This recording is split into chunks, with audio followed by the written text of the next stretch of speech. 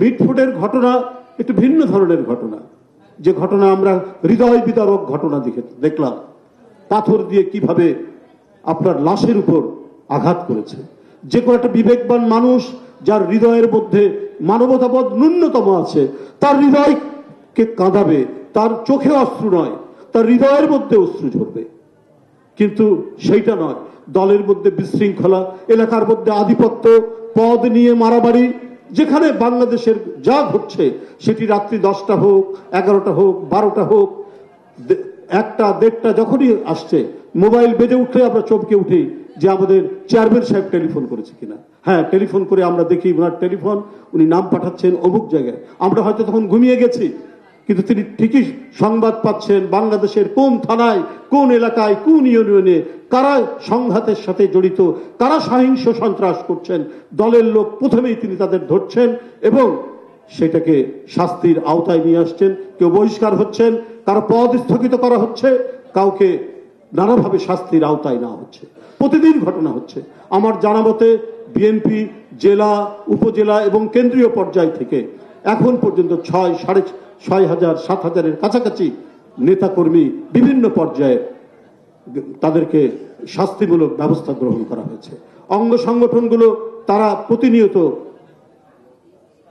এই ব্যবস্থাগুলো নিচ্ছে।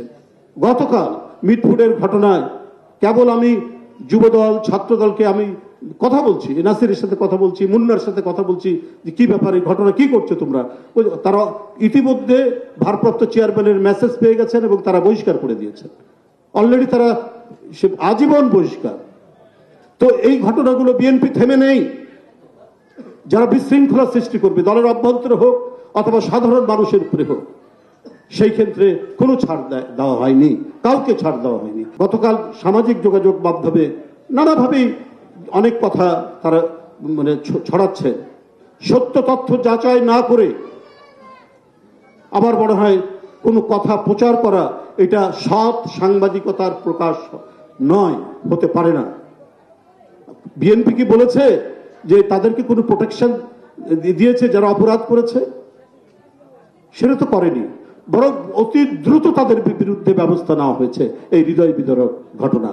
যদি শেখ হাসিনার মতো এক একটা মাফিয়া, একটা দুর্বৃত্ত যাদের বিরুদ্ধে অভিযোগ এসছে, সে শামীম ওসমান হোক, সে মাদক ব্যবসায়ী কি বলে যে বদি হোক, সে নাটোরের শিমুল হোক, ভয়ঙ্কর ভয়ঙ্কর সন্ত্রাসী এমপি যাদেরকে পার্লামেন্টের মধ্যে শেখ হাসিনা প্রোটেকশন দিয়েছে, তাদের পক্ষে কথা বলেছে, তারা আরো আশকারা পেয়েছে এবং তারা একজন শিশু, এই আশকারার কারণেই নারায়ণগঞ্জে তকি একজন কিশোর, আলোকিত একটি কিশোর, ফুটফুটে একটি কিশোরকে হত্যা করার অভিযোগ রয়েছে। সেইটা বিএনপি থেকে কেউ সুযোগ পায়নি, তাদেরকে কেউ কোনোভাবে আশকারা পায়নি, বরং বারবার প্রশাসনকে আমরা বলেছি যে আপনাদের যে দায়িত্ব হচ্ছে, যে অন্যায় করেছে তাকে গ্রেপ্তার করা, আইনের আওতায় নিয়ে আসা।